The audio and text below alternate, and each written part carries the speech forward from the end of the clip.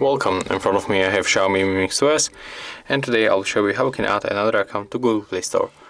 You have to go for the Play Store, you have to tap right here, click to add another account, choose Google, draw your pattern, then input your email, click next, and input your password. And now just click next, tap agree,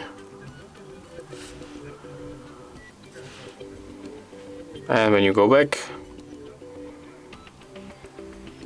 you are able to switch between accounts. So if you find this video helpful, remember to have a like, comment and subscribe to our channel.